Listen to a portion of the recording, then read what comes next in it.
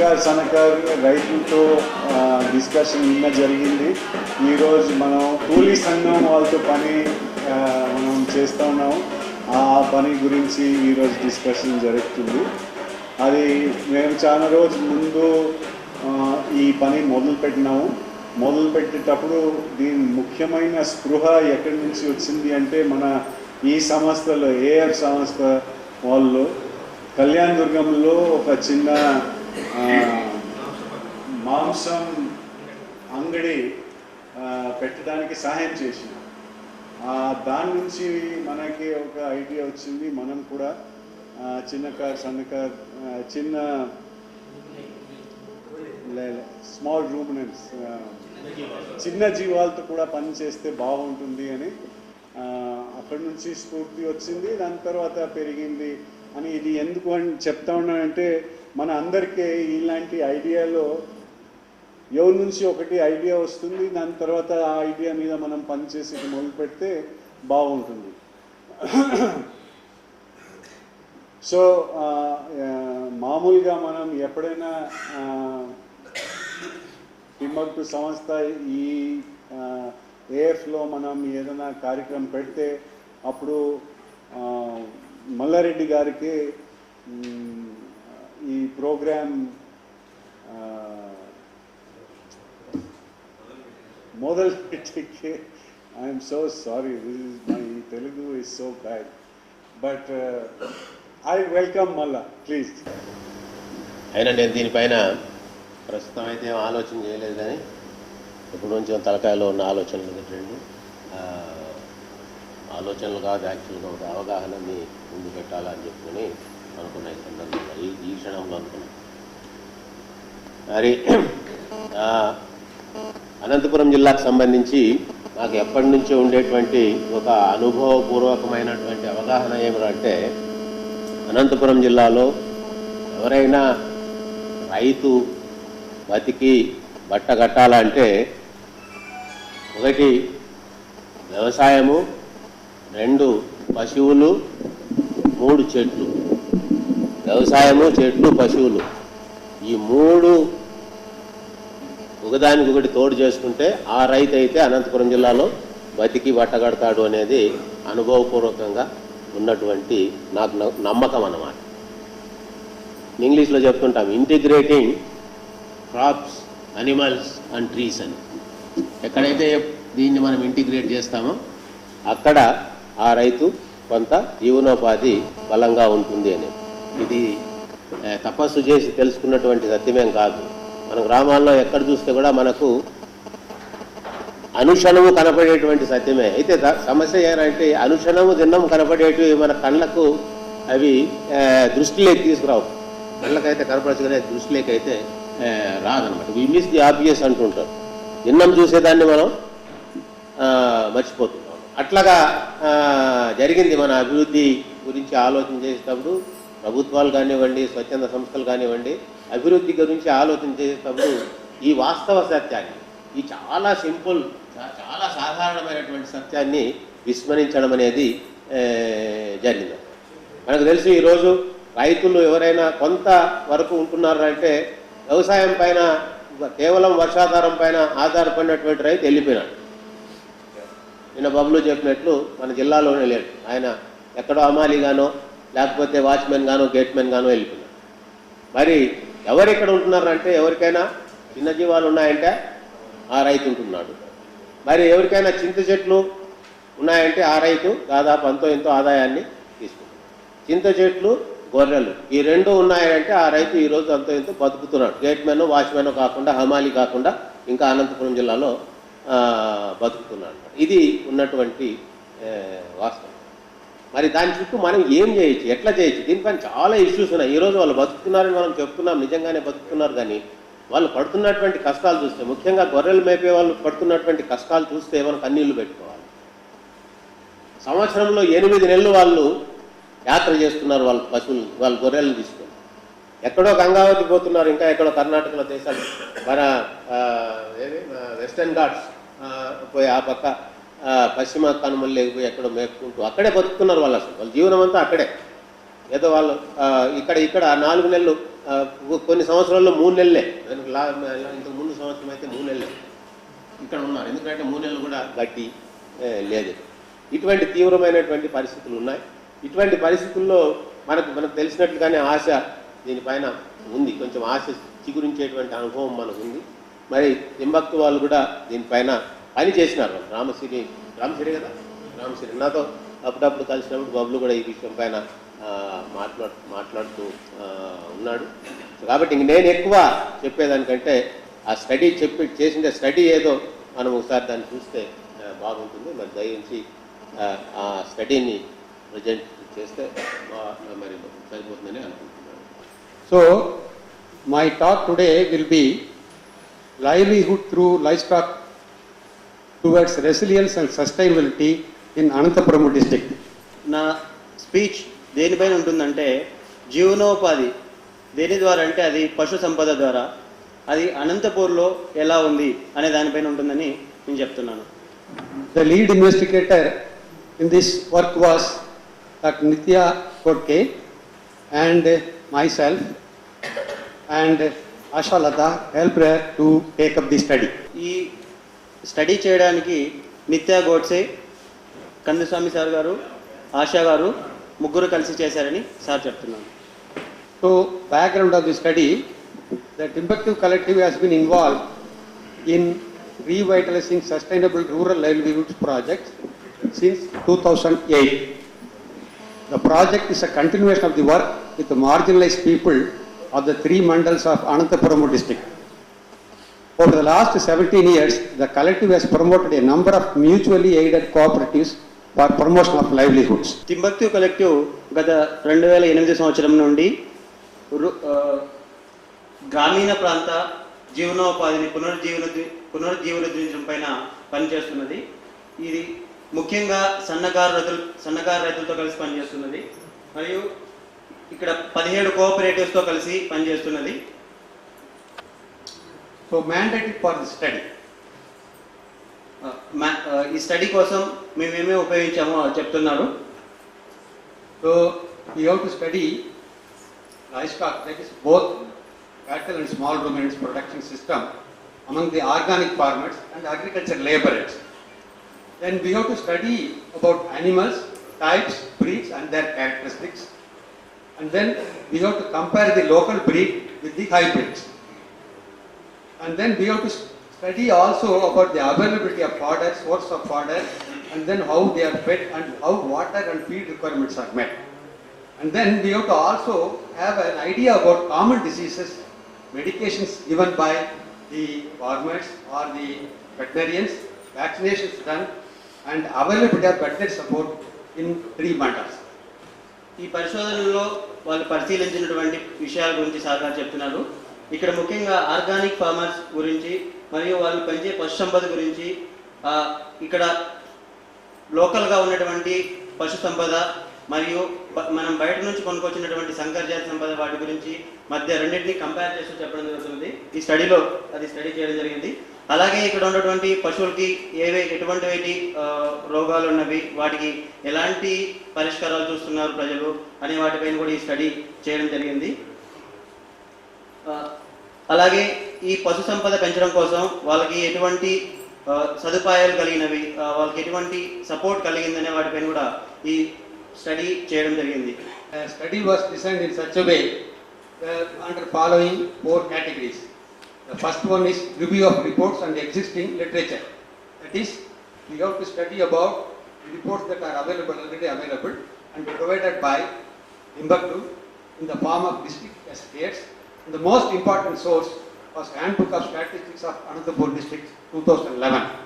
And then we have to also use census figures provided by the Department of Animal Husbandry. ఈ పరిశోధన యొక్క రూపకల్పన గురించి sir గారు చెప్తున్నారు. ఈ పరిశోధన రూపకల్పనలో మరి ముఖ్యంగా ఈ తింబక్తు దగ్గర ఉన్నటువంటి సమాచారం ద్వారా పరిశీలించడం జరిగింది. అలాగే గవర్నమెంట్ ద్వారా సెన్సస్ డేటా కానీ మిగతా వాటిని కూడా తీసుకొని ఈ పరిశోధన తయారు చేయడం జరిగింది.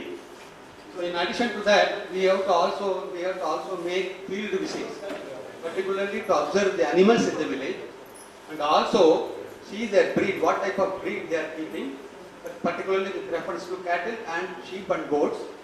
And then we have to see the health condition, feeding and housing, and then to markets. See, ultimately any product that comes has to reach the market. Then we were also interested to see how the livestock market function in and around Timbuktu, and also most of the areas, the 3 mandals that we are going to discuss about. తింబక్తుతో ఉన్నటువంటి సమాచారంతో పాటు మరియు government ఇచ్చినటువంటి సమాచారంతో పాటు క్షేత్ర పరిశోధనలు కూడా ఫీల్డ్ విజిట్స్ కూడా చేయడం జరిగింది. అందులో ముఖ్యంగా అక్కడికి మనం సార్ గారు స్టడీ చేసినటువంటి ముగ్గురు ఫీల్డ్కి వెళ్ళి అక్కడ పశువు సంపదను చూసి, అలాగే వాటి యొక్క వాళ్ళకి పశువులకి ఎటువంటి ఆహారం పెడుతున్నారు అలాంటి మొత్తం కూడా చూడడం జరిగింది. అలాగే దాంతోపాటు మార్కెట్స్ ఆ పశువులను అమ్మడానికి జరిగినటువంటి స్థలాలకు కూడా వెళ్ళడం జరిగింది. We had also meetings with stakeholders. That is, we had focus group discussions, and then we had also meeting with program staff, and then we also had meeting with the animal husbandry department. And then we also made some case studies, individual case, how they actually were there before actually acquiring the animals, and then what did they do with them, what were the benefits that they got. All these things we studied. We interact with a large number of people, particularly the beneficiaries, and also the project staff who were directly involved in the work. దానితో పాటు ఇక్కడ meeting చాలా సమావేశాలు జరపడం జరిగింది. ఈ సమావేశాల్లో ఎవరైతే ఈ ప్రాజెక్ట్ని ఇంప్లిమెంట్ చేస్తున్నారో, ఎవరైతే దీన్ని తింబక్తు స్టాఫ్ ఉన్నారో వాళ్ళతో మాట్లాడడం జరిగింది. దాంతో పాటు చాలా మంది బెనిఫిషరీ ఎవరైతే దీనివల్ల ఉపయోగం పొందుతున్నారో వాళ్ళతో కూడా మాట్లాడడం జరిగింది. అందులో వాళ్ళు చాలా ఎక్కువ మందితో మాట్లాడామని కూడా సార్ గారు చెప్తున్నారు. To understand clearly the benefits and the impact of the programs that Timbuktu collection has taken, we had a survey, we formulated questions separately for the Hallikar cattle and also for the small ruminants, and then we also made a small pre-testing, and then we interviewed through the Timbuktu collective, through the staff of the Timbuktu collective, information was collected how far this program is beneficial, so that we can extend this to the whole of the district, so that the benefits can be extended to the whole of the district. ఇక్కడ తింబక్తు ద్వారా survey చేయించడం జరిగింది. వాళ్ళు implement చేసినటువంటి ప్రాజెక్ట్ని పర్యవేక్షించడం కోసం, చూడడం కోసం, ఎంతవరకు ఉపయోగపడుతున్నాయని తెలుసుకోవడం కోసం తింబక్తు స్టాఫ్ ద్వారా సర్వే చేయించి బెనిఫిషరీ దగ్గరికి వెళ్ళి మొత్తం సమాచారం కలెక్ట్ చేయడం జరిగింది. అలాగా ఆ సమాచారం సేకరించిన తర్వాత దాన్ని అనంతపురం జిల్లా మొత్తానికి కూడా ఇంప్లిమెంట్ చేయడం కోసం ఉపయోగపడుతుందని అలా చేయడం జరిగిందని చెప్తున్నారు. We covered 3 mandals. One was Chandakottapalli, the other was Ramagiri, and the third one was Rodam. So they are all almost the border of Karnataka district. That's a very significant point that we have to take. So ఇది మీ అందరికీ తెలిసిందే, ఇది మన అనంతపురం జిల్లా. నిన్న మన అనంతపురం జిల్లా గురించి చాలా విశ్లేషణగా చెప్పడం జరిగింది. కానీ ఈరోజు కొత్త మంది వచ్చి ఉంటారు, వాళ్ళ కోసం మళ్ళీ నేను కొంచెం మీకు అనంతపురం గురించి చెప్తాను. So this is the driest district of the state. Average rainfall of the district is 553 millimeters.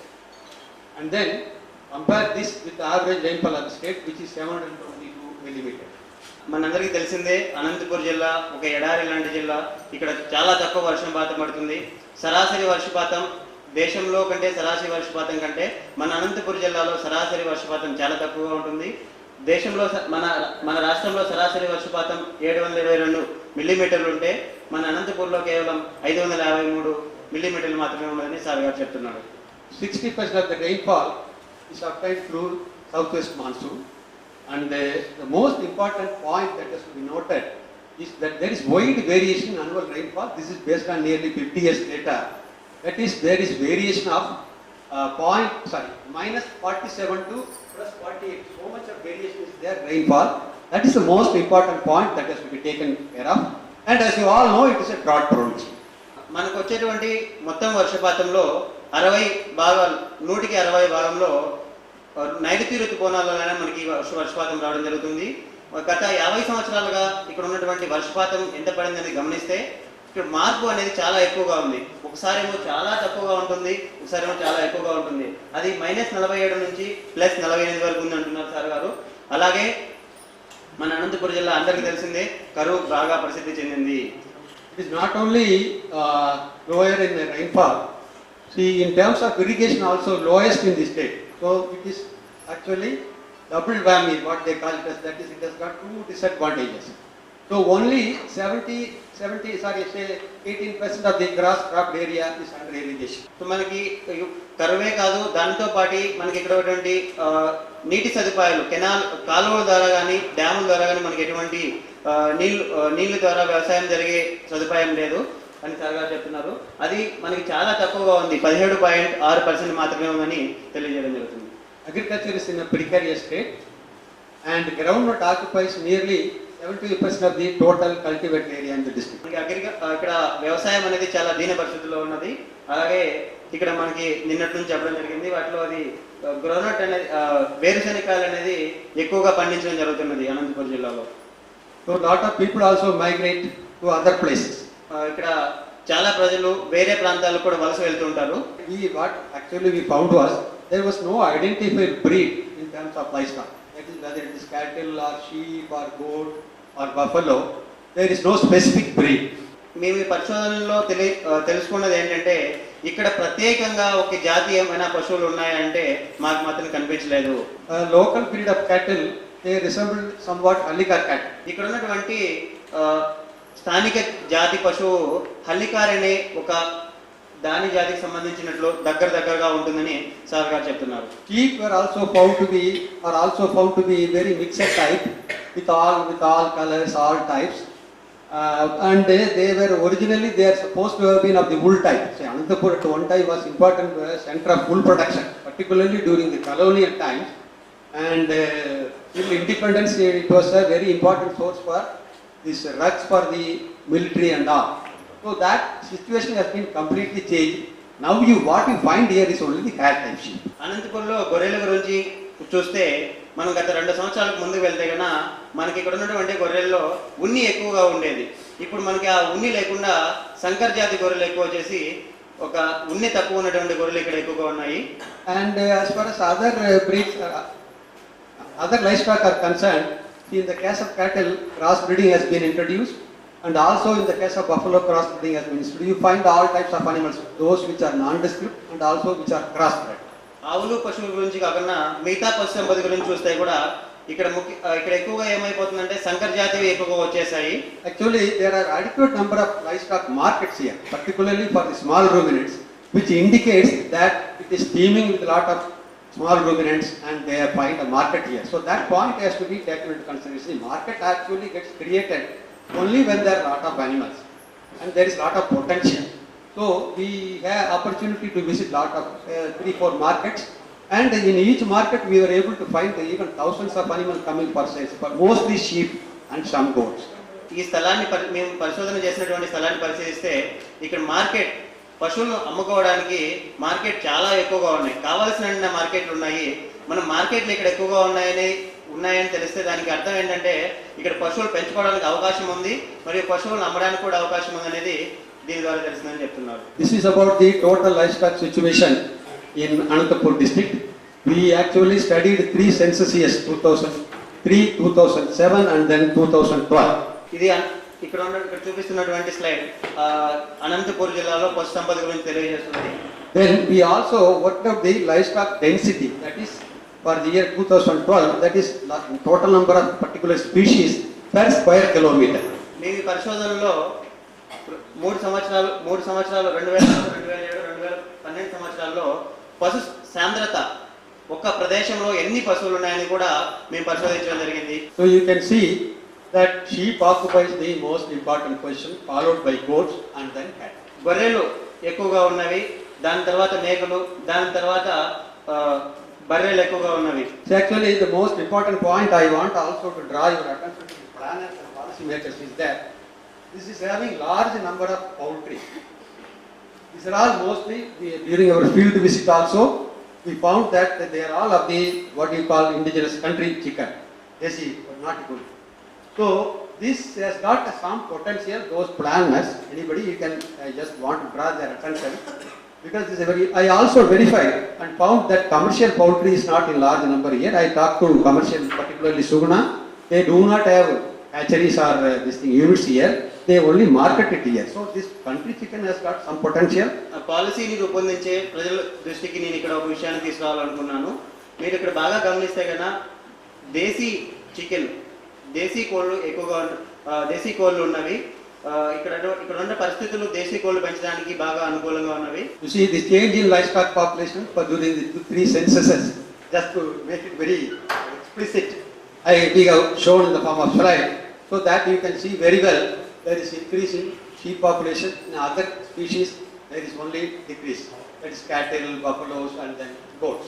మీకు క్షుణ్ణంగా చూపించడం కోసం మేము ఇక్కడ ఒక స్లైడ్ ప్రిపేర్ చేయడం జరిగింది. అందులో మీరు బాగా పరిశీలిస్తే కన్నా గొర్రెలు సంపద బాగా పెరిగినటువంటి అక్కడ మూడో బొమ్మను చూస్తే మీరు అందులో గొర్రెలు నెంబర్ ఎక్కువగా బాగా పెరిగినట్లున్నది, అన్నిటికంటే ఎక్కువగా. This is just to show how the population is there. So everywhere you can see, you can particularly during the time we came, wherever we went, particularly to Ramagiri area, we found large plots, each with 300 animals, 400 animals. They were all going in search of grace. మీరు ఈ రామగిరి మండలంలో మీరు ఎక్కడ చూసినా కూడా గుంపులుగా గొర్రెలు మీకు కనిపిస్తాయి. 300, 400 గొర్రెలు కూడా మీరు చూడొచ్చు. Now, what are the reasons? This I will just briefly go through. Cattle, because there is decline in cattle population, as you might have seen, that water shortage and frequent droughts. That is one of the possible reasons. And then mechanization of agriculture, and then use of fertilizers has actually made rearing of cattle redundant. మీకు ఈ పరిశోధనలో మీకు కొంచెం చిన్నగా చెప్తాను. వీటిలో ఇక్కడ మీకు ఆవుల సంపద తగ్గడానికి గల కారణాలు ఏవై ఉండొచ్చు అంటే వాటికి కావలసినటువంటి మేత లేకపోవడము, ఇంకొకటి వచ్చేసి ఇక్కడ మనకి కరువు ప్రతి సంవత్సరం రావడము, అలాగే యాంత్రీకరణ, వ్యవసాయం మనము మిషన్ల ద్వారా చేయడం ద్వారా మనకి పశువులకు మేత లేకపోవడం అనేది కూడా ఇంకో కారణం ఉండొచ్చని. దాంతోపాటు మనం ఈ కెమికల్స్ని, రసాయనాలు పొలంలో ఉపయోగించడం వల్ల కూడా మన ఈ ఆవుల సంపద తగ్గిండొచ్చు అనేది తెలియజేయడం జరిగింది. What are the possible reasons for increase in sheep population? One is the demand for meat in the market. See, as is actually market-driven situation. So there is the middle class income has increased, so people started consuming more meat. So meat, mutton demand was more, particularly in neighboring state of Karnataka, because Bangalore is one of the very important centers where a lot of animals are being brought for slaughter. ఇక్కడ మీరు చూస్తే గొర్రెల సంపద కొంచెం పెరగడం జరిగింది. ఆ గొర్రెల సంపద పెరగడానికి గల కారణాలు ఏంటని విశ్లేషిస్తే వాటిలో మార్కెట్లో మటన్ కోసం బాగా డిమాండ్ పెరిగింది. ఆ డిమాండ్ మనకి ఈ మధ్యతరగతి ప్రజల యొక్క ఆదాయం కొంచెం పెరగడం, దాంతోపాటు మనకి బెంగళూరు చాలా దగ్గరగా ఉండడం, అక్కడ నుంచి డిమాండ్ రావడం వలన ఈ పశు సంపద, ఈ ముఖ్యంగా ఈ గొర్రెలు అనేది పెరగడం అనేది జరిగింది. The most important point is that the possible increase for reason is sheep can survive better under rainfed conditions. ఇందులో మరీ ముఖ్యంగా మీకు చెప్పాల్సిన విషయం ఏంటంటే ఈ గొర్రెలు వర్షాధారిత ప్రాంతాల్లో కూడా, వర్షం లేకుండా ఉన్నటువంటి ప్రాంతాలు కూడా, కరువు ప్రాంతాల్లో కూడా బాగా జీవించగలవు. Now average rainfall in 3 mandals, just to draw attention, even within the district and the neighboring mandals, how the rainfall is. I have given the breakup figures. Now we will just go for the total rainfall, and you can see even within the 3 mandals there is so much of variation in the rainfall. మీరు ఇక్కడ ఒక విషయం గమనిస్తే ఈ 3 మండలాల్లో కూడా సరాసరి వర్షపాతంలో చాలా తేడా ఉన్నది. మీరు అక్కడ బాగా గమనించవచ్చు. ఒక సికేపల్లిలో 353 ఉంటే రామగిరిలో 536, రోద్రంలో 631, ఇలా మండలం దగ్గర మండలాల్లో కూడా సరాసరి వర్షపాతంలో తేడా ఉన్నది. Now land utilization has been here. I have given land utilization. We are not going to the details. My main point is that there are a lot of areas available for the animals for grazing. For example, you have got forest, then you have got barren cultivable land, then cultivable waste. Permanent culture of course very negligible. Then you have got other fallows, current fallows, and then even in cultivated areas after harvesting, the land is being utilized for grazing. So just to indicate how much of fallow lands are available, I have just put this slide. ఇక్కడ భూమిని మనం ఎలా ఉపయోగిస్తామని తెలియజేయడం జరుగుతుంది. నేను దీని గురించి మీకు ఎక్కువగా చెప్పను, కానీ నేను అక్కడ ఒక విషయం చెప్పాలనుకుంటున్నాను. మనకి ఇక్కడ పశువులు మేపుకోవడానికి బంజరు భూములు చాలా ఎక్కువగానే ఉన్నాయి, దానితో పాటు అడవులు కూడా ఉన్నాయి. చాలా అక్కడ నెంబర్స్ చూస్తే మీరు అడవి కానీ 3035 మీటర్లు కానీ అలా ఉండడం జరిగింది. అలాగే బంజరు భూములు కూడా చాలా ఎక్కువగా ఉన్నాయి. Now the important crops that I could have taken for the year 2011. So in addition to rice, of course we all know that major cultivated crop is groundnut, but then the pulses are also being cultivated to a large, this according to 2011 figure, latest figure I could collect. You can see why I am drawing your attention to this is that crop residues from the pulses and groundnut will be a very good source of fodder for livestock. ఇక్కడ మీకు ఏ పంటలు పండిస్తారో వాటి గురించి తెలియజేయడం జరుగుతుంది. మన అందరికీ తెలిసిన విషయమే, అనంతపురం జిల్లాలో వేరుశెనగకాయలను ఎక్కువగా పండిస్తారు. ఈ విషయాలు మీకు ఎందుకు చెప్తున్నానంటే వీటి నుంచి వచ్చేటువంటి గడ్డి పశువులకి బాగా ఉపయోగపడుతుంది. ముఖ్యంగా అది వేరుశెనగ మరియు పల్సెస్ నుంచి వచ్చేటువంటి గడ్డి అనేది పశువులకు బాగా ఉపయోగపడుతుంది. Two categories of farmers, these are already known. I just wanted to project. The most important point is marginal farmers, small farmers, and semi-medium farmers constitute a major category among the farmers. So, according to some figures, it is around 90%. All these three constitute. ఇక్కడ మీరు గమనిస్తే అనంతపూర్లో రకరకాల వ్యవసాయదారులు ఉన్నారు. మీరు కానీ ఇక్కడ నెంబర్స్ చూస్తే 190 మంది చిన్న సన్నకారు రైతులు, మధ్య రైతులు మాత్రమే ఉన్నారు. We just wanted to have a socio-economic profile of the population here. As you know that majority are Hindus, and then scheduled caste they constitute overall 17%, and then scheduled tribe they are of very less important, and then agriculture laborers they contribute they are about 20%. ఇక్కడ సమాజ పరిస్థితులు పరిశీలిస్తే ఇక్కడ నివసించేవారు ముఖ్యంగా 97% హిందువులు ఉన్నారు, ఒక 17% schedule caste వారు ఉన్నారు, ఒక 2% మాత్రమే షెడ్యూల్ ట్రైబ్స్ ఉన్నారు. ఇంకొక విషయం, వ్యవసాయ కూలీదారులు కూడా 21% ఉన్నారు. So we just wanted to know what are the facilities that are available in terms of veterinary services from the animal husbandry department. So we just worked out the figures. The figures are, you yourself can see. That is, if you look at it, Rodam Mandal does not have much veterinary facilities as compared to Chikepalli and Ramagiri Mandals. ఈ పశు సంపద పెంచడం కోసం మనకి ఎటువంటి సదుపాయాలు ఉన్నవి అనేది కూడా ఒకసారి పరిశీలించడం జరిగింది. మీరు ఇక్కడ రోద్దం మండలం చూస్తే కన్నా ఇక్కడ వెటనరీ పశు డాక్టర్లు కానీ పశు హాస్పిటల్స్ కానీ చాలా తక్కువగా ఉన్నవి అని మాకు స్టడీ ద్వారా తెలిసింది. So then the main programs, as we understand, there may be other program also. We had a very cursory talk, and then we found out that dairy cattle that is mostly promoted by the Department of Animal Husbandry, they are crossbreds, and then they have one program called the Sheer Sagar, and then Sunandri program for cows. ఇక్కడ మీరు కనుక బాగా గమనిస్తే state government సంకర జాతి పశువులని, ఆవులని ఎక్కువగా ప్రోత్సహిస్తుంది. And in the case of small ruminants, they have vaccination, deworming, fodder development programs. చిన్న పశువుల గురించి మీరు చూస్తే ఇక్కడ వ్యాక్సినేషన్, డీవార్మింగ్ అవన్నీ కూడా గవర్నమెంట్ ద్వారా మీకు అందించడం జరుగుతున్నది. And there is also program for training shepherds. పశువులు పెంచేటువంటి వాళ్ళకు కూడా ట్రైనింగ్ ఇవ్వడం అనేది జరుగుతున్నది. Now, this is one of the important programs run along with the organic agriculture program. So in that, the farmers were supported with those willing farmers. They were supported with providing Hallikar cows. ఇక్కడ సేంద్రియ వ్యవసాయం చేసేటువంటి రైతులకి హల్లికార్ అనే local జాతి పశువు ద్వారా వాళ్ళకి ఉపయోగం, వాళ్ళకి సదుపాయం కల్పించడం జరుగుతున్నది. The main input for organic farming is manure, and that is has to be provided only when you have got cattle, and in this case they provide Hallikar cattle, and under the condition that they have to supply whatever agriculture produce is there to the timber, to the Dharani crop. సేంద్రియ వ్యవసాయం చేయడం కోసం మనకి ముఖ్యమైనది ఏంటంటే ఎరువు, సేంద్రియ ఎరువు కావాలి. ఆ సేంద్రియ ఎరువు ద్వారా మనకి హల్లికార్ ఆవుల ద్వారా మనకి సేంద్రియ ఎరువు లభిస్తుంది. In addition, it allows timely preparation for agriculture, and also draft animal power is available all the time. ఈ మనకి హల్లికార్ కౌలు కానీ ఈ ఆవులు కానీ మన దగ్గర ఉంటే కన్నా మనము సమయానికి వ్యవసాయం చేసుకోవచ్చు. దాంతో పాటు మనకి ఆవులు మనకు వ్యవసాయం చేసుకోవడానికి ఎల్లకాలం అందుబాటులో ఉంటాయి. In addition, they can also earn some money by renting out the cows for others for ploughing.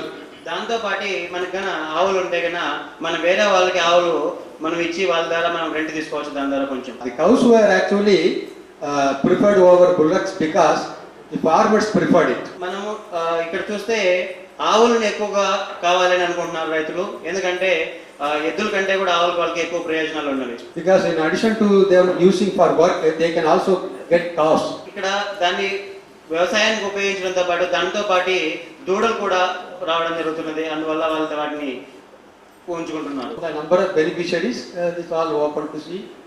You can see that in the first phase there were 540 beneficiaries.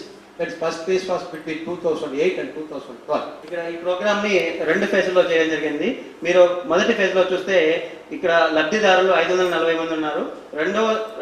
రెండో ఫేజ్ లో 500 మంది లబ్ధిదారులు ఉన్నారు. The second phase 2013-2015 500 beneficiaries were given Allikar cows. రెండో phase లో 500 మంది లబ్ధిదారులకు అల్లికార్ ఆవులు ఇవ్వడం జరిగింది. Now the project support per farmer in phase 2 was 1,500.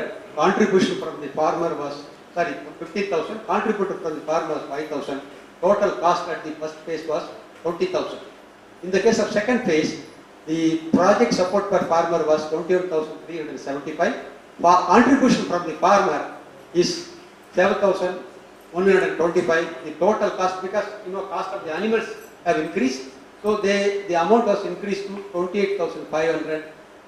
And the total investment, see, in the first phase was 1.08 crore, and then the second phase was 1.42 crore. ఇక్కడ మీరు 2 ఫేజ్లలో లెక్కలు ఎంతవరకు వచ్చాయి, వాటిలో ఫార్మర్స్ ఎంత సపోర్ట్ వచ్చింది, ఫార్మర్ ఎంత దానికి పెట్టాడు అనే విషయాలు గమనించవచ్చు.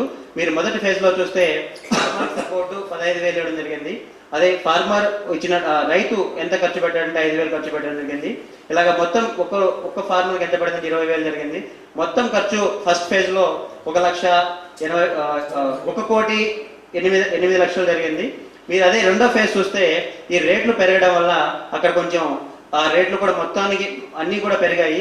అలా మొత్తం చూస్తే 1,42,00,000 పెట్టడం జరిగింది. So we took the survey of farmers, and these are the actually our survey was based on first phase. So to understand, you see, ownership of cattle, income from livestock, and management practices. ఇక్కడ మేము ఒక survey చేయడం జరిగింది. అది ముఖ్యంగా first phase గురించి చేయడం జరిగింది. ఇందులో మేము అర్థం ఏం చేసుకోవాలనుకున్నామంటే ఎవరు దాన్ని ఒక పశువుల్ని ఎవరి అధీనంలో ఉన్నది, దాని ద్వారా ఎంత ఆదాయం వస్తున్నది, దాన్ని వాళ్ళు పెంచడానికి ఏ పద్ధతులు ఉపయోగిస్తున్నారు అనేది తెలుసుకోవడం కోసం మేము ఒక సర్వే చేయడం జరిగింది. So we also wanted to know the socio-economic condition of the farmers or the beneficiaries, to which communities they belong. Was there an inclusive way in which all the communities were taken into consideration? So we made a study, and then the figures are available. The major beneficiaries belong to Boya, Chakkali, Baddi and the Besta community, Urba, and then Ediga and the Kamsali. And we also studied about the average landholding size of the beneficiaries. So there is not much difference between communities, even though some communities have lesser land, but all of them possess land, and almost all the communities were represented. So it was inclusive, it was not for a particular economic strata or particular community.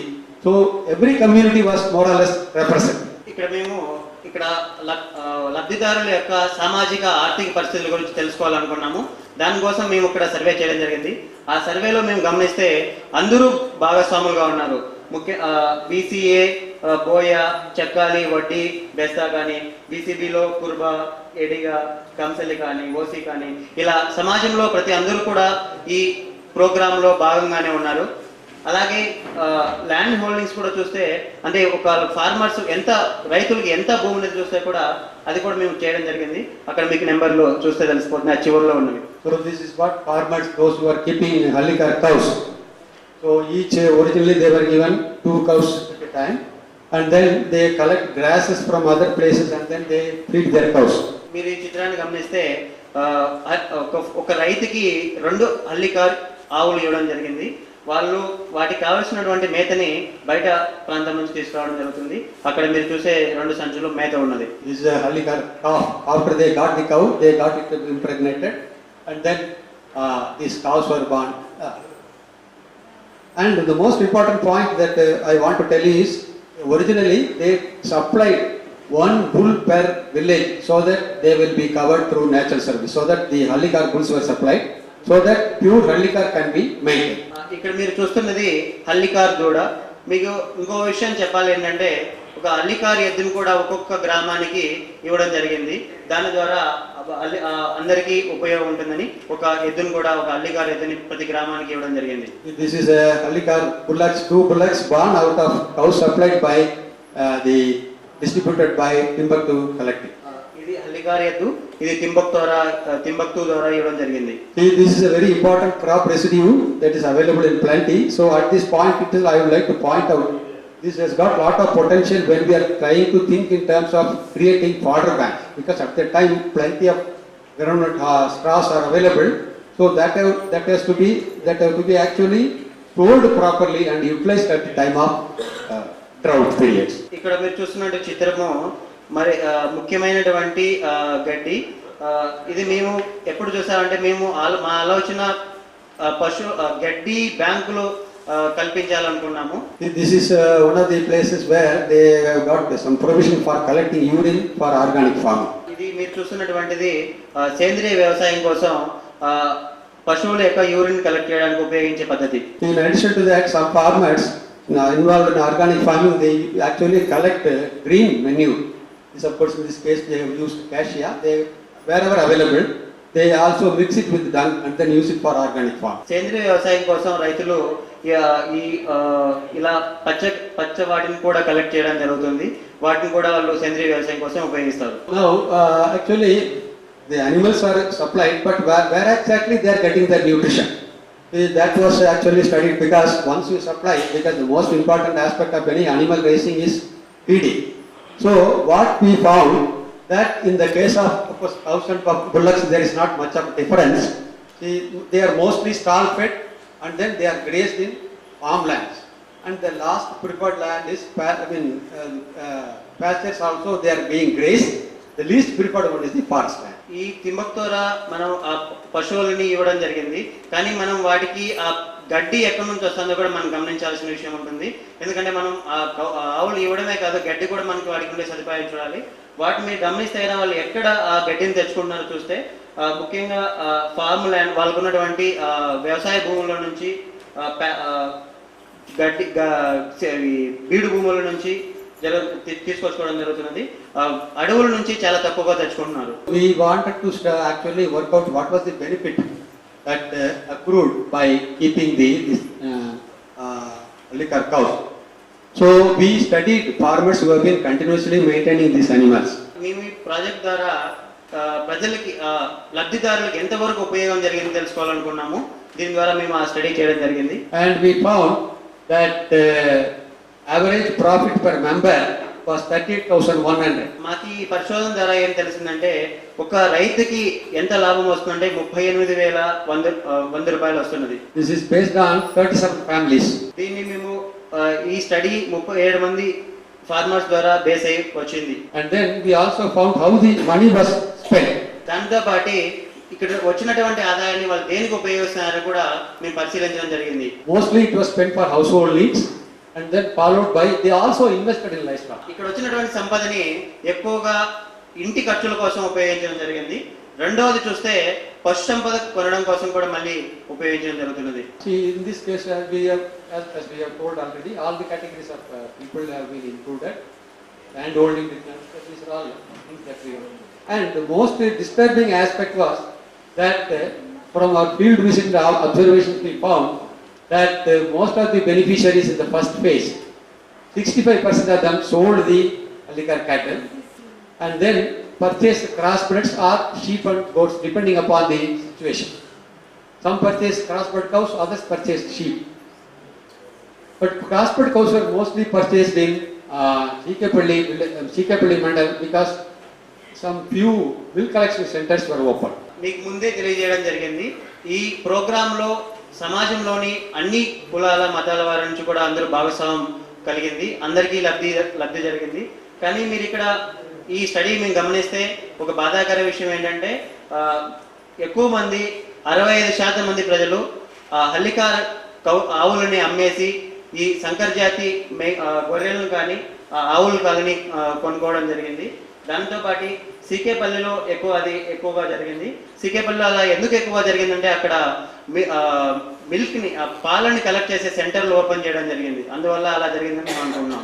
After intervention, that is after intervention by Timbuktu, instead of bullocks, cows have increased in number. Hallikar cows have increased in number. Timbuktu ఈ programme చేసిన తర్వాత హల్లికార్ ఆవులలో number పెరగడం జరిగింది. Source of water for these animals was bore wells or tanks. ఈ పశువులకి నీటి ఆధారం ఎక్కడి నుంచి వస్తుందని చూస్తే ఆ బోర్వెల్స్ నుంచి ఎక్కువగా ఉన్నది. Only 30% of the families use some kind of supplementary feed. కేవలం 30% మంది ప్రజలు మాత్రమే ఈ పశువులకి ఆ గడ్డితో పాటు ఇంకా వేరే ఏదైనా ఆహారం ఇవ్వడం జరుగుతున్నది.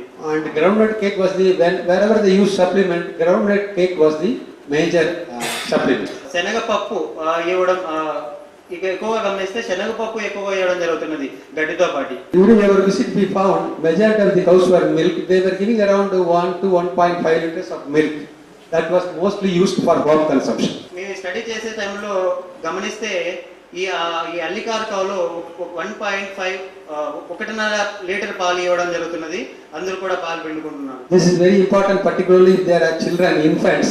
So their milk will not be sold, that will be used for home consumption. ఇక్కడ ఎక్కడైనా ఇళ్ళల్లో చిన్న పిల్లలు ఉంటే కన్నా వాళ్ళ పాలు అమ్ముకున్నా వాళ్ళు తాగి ఆరోగ్యంగా ఉంటున్నారు. Disease was not a major problem and cost of medicine was negligible. ఇక్కడ పశువులకి రోగ సమస్యలు చాలా తక్కువగా ఉన్నవి, మనం వాటి గురించి ఎక్కువగా ఆలోచించిన అవసరం లేదు.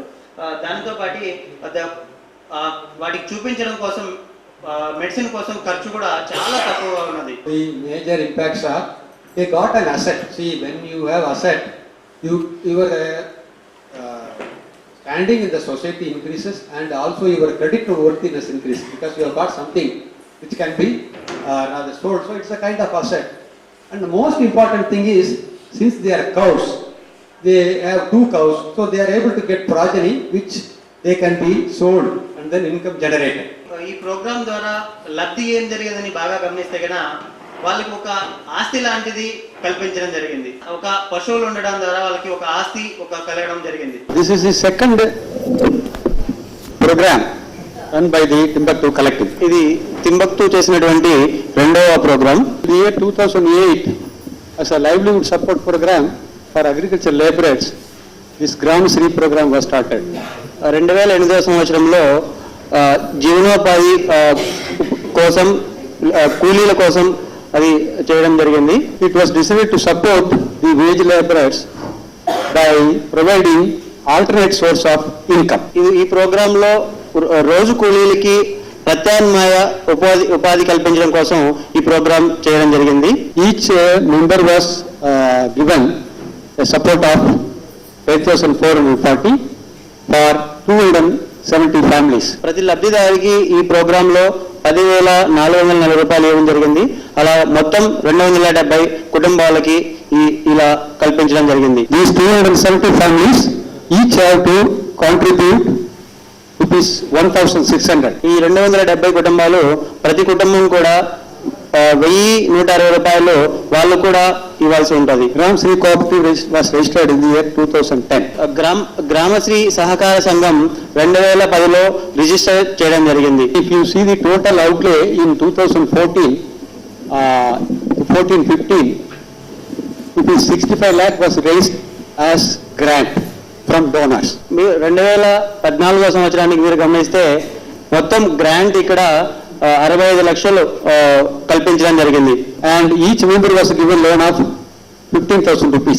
ప్రతి లబ్ధిదారికి 15,000 రుణం ఇవ్వడం జరిగింది. Subsidy of ₹750 from the collective was given to members. Collective నుంచి 7,500 రూపాయలు సబ్సిడీ కూడా ఇవ్వడం జరిగింది. And which in turn was deposited in the same cooperative. That is, subsidy of ₹7,500 was given from the collective, which was deposited into the cooperative. Collective నుంచి 7,000 రూపాయలు ఇచ్చినటువంటి సబ్సిడీని సహకార సంఘంలో డిపాజిట్ చేయడం జరిగింది.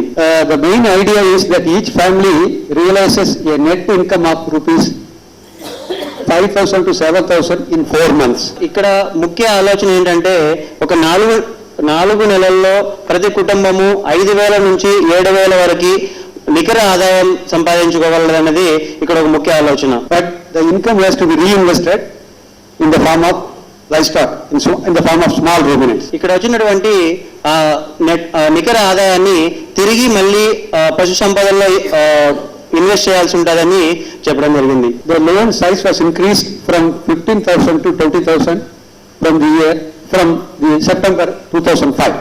2015 సంవత్సరంలో రుణము 15,000 నుంచి 20,000 వరకు పెంచడం జరిగింది. In addition, common lands protection and maintenance was undertaken in 187 acres belonging to 12 villages. దానితో పాటు ఈ బంజరు భూముల్ని రక్షించడం కోసం చేయడం జరిగింది.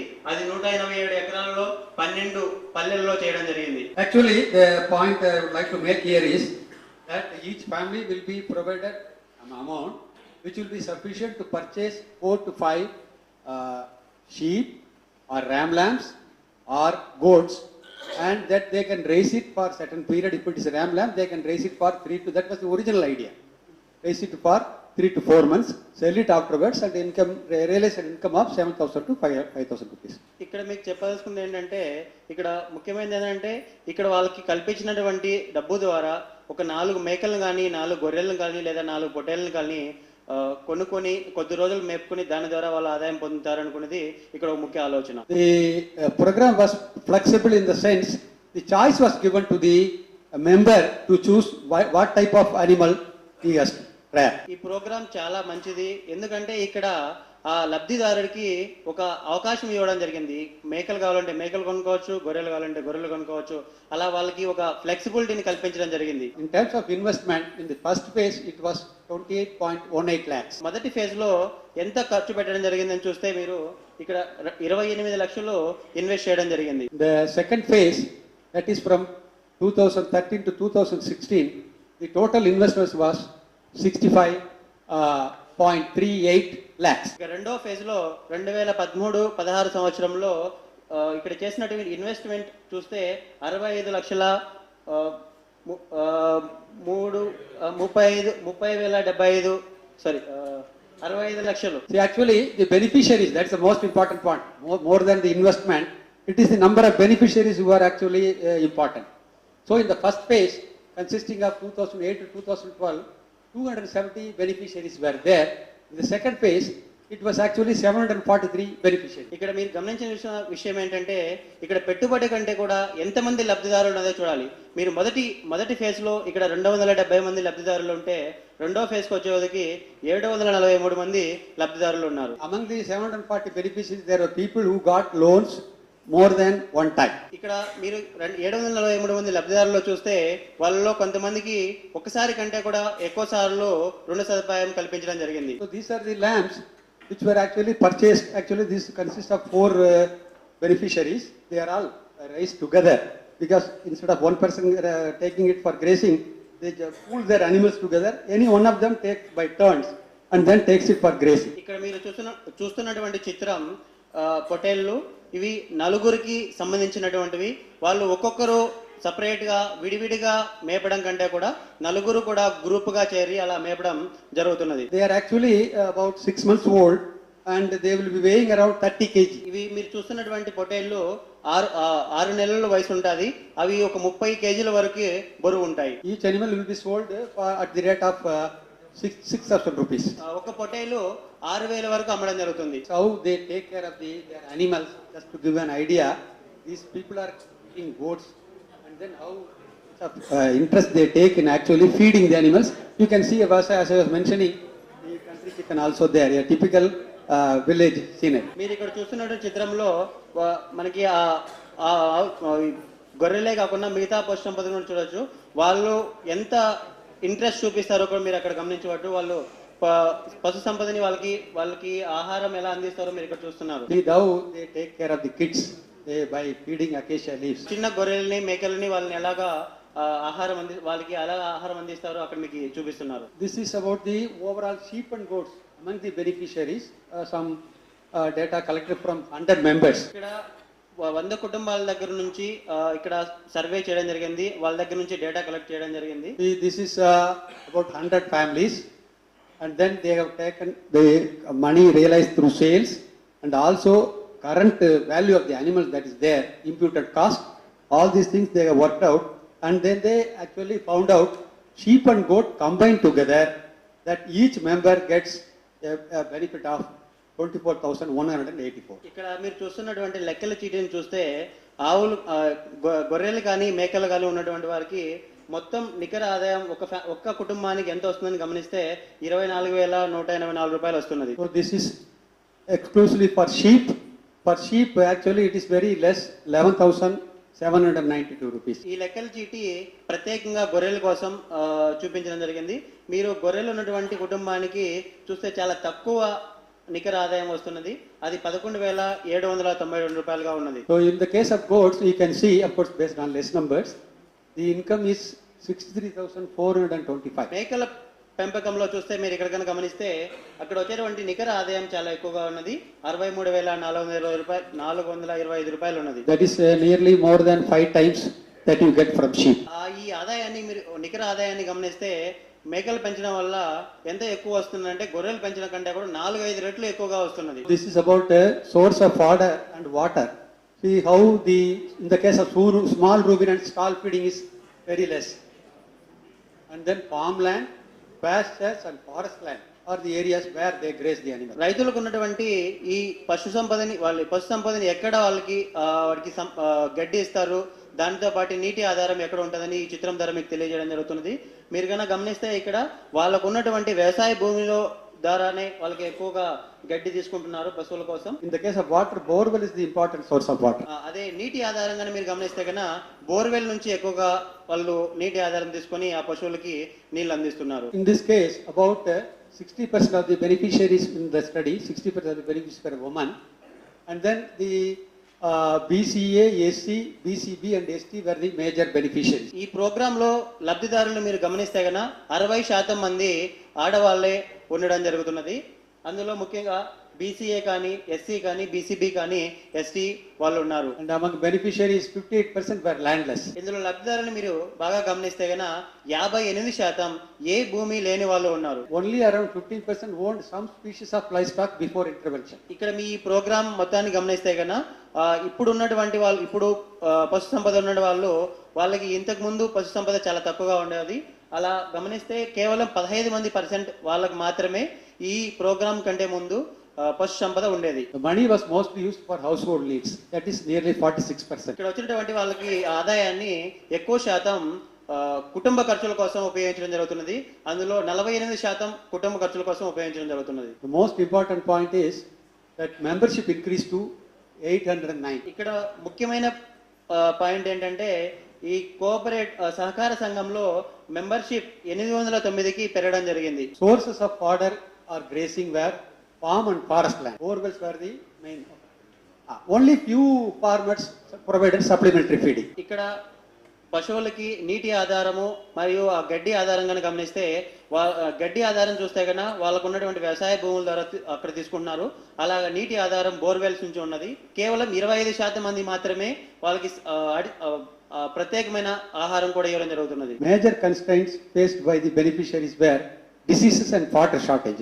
ఇక్కడ ఉన్నటువంటి పశువులు పెంచడంలో కష్టాలు కానీ మీరు గమనించగలిగితే కన్నా గడ్డి లేకపోవడం ఎక్కువ సమస్యగా తెలుస్తున్నది ఈ పరిశోధన ద్వారా. The most important impacts of this thing are wage laborers have an alternate source of livelihood, particularly when they do not get any work during off season. మీరు ఇక్కడ గమనిస్తే కన్నా ప్రతిరోజు కూలికి వెళ్ళే వాళ్ళకి ప్రత్యామ్నాయ జీవనోపాధి ఉన్నట్లు ఉన్నది. They are also able to build some asset by rearing these small ruminants. వీళ్ళు ఈ చిన్న పశువులను పెంచడం ద్వారా గొర్రెలు మేకలను పెంచడం ద్వారా వాళ్ళు కొంచెం సంపదని create చేసుకోగలుగుతున్నారు. Based on the studies that we have made in the case of Hallikar cattle and also in the case of Gramsri, we are trying to suggest some kind of recommendations as far as the district is concerned. So we have formulated certain suggestions which I would like to go one by one slowly so that it will be easy for the policy makers and others to understand. Actually, based on the studies made in the case of Hallikar cattle, redesign the cattle support programs with emphasis on local breeds such as Hallika. మేము చేసినటువంటి పరిశోధన ద్వారా మేము కొన్ని సలహాలు ఇవ్వాలనుకుంటున్నాము. వాటిలో మేము local జాతి పశువులని మేము ప్రోత్సహించాలని చెప్తున్నాము. Explore ways in which conversion from local breed to other livestock breed can be discouraged or prevented. మనకి ఇక్కడ ఏవైతే మార్గాలు ఉంటే వాటిని పరిశోధించి ఈ లోకల్ జాతి పశువులను ఎక్కువగా పెంచడం కోసం చూడాలి. అలాగే సంకర జాతి పశువులను తగ్గించడం కోసం ఏ అయితే విధానాలు ఉంటాయో వాటిని మనము ఆలోచించాలి. So this is one of the very important points to be actually considered by the policy makers and district administration. ఇది ముఖ్యంగా పాలసీ మేకర్స్, పాలసీని రూపొందించే వాళ్ళు మరియు జిల్లా పరిపాలనా అధికారులకి తెలియజేయాల్సినటువంటి విషయం. In arid or semi-arid droughts occur periodically. ఇటువంటి మనకున్నటువంటి భౌగోళిక ఏరియాలలో ఎక్కువగా కరువు వచ్చే అవకాశం ఉంటుంది.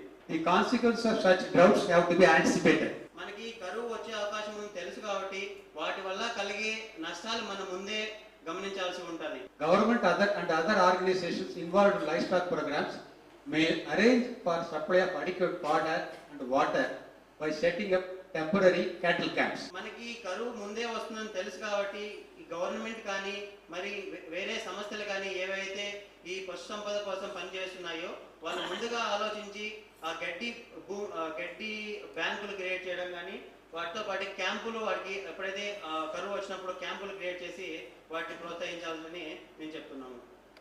I have a very personal experience in Beed district in Maharashtra, which is supposed to be one of the driest districts.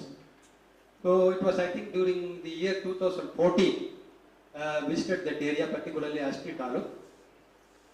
It was completely drought prone. There was no water even for the people to drink. And you know, the Maharashtra government and some of the NGOs, even some political parties, set up cattle camps. They provided water, fodder and water. నేను ఒకసారి వ్యక్తిగతంగా మహారాష్ట్రలో వెళ్ళినాను 2014లో.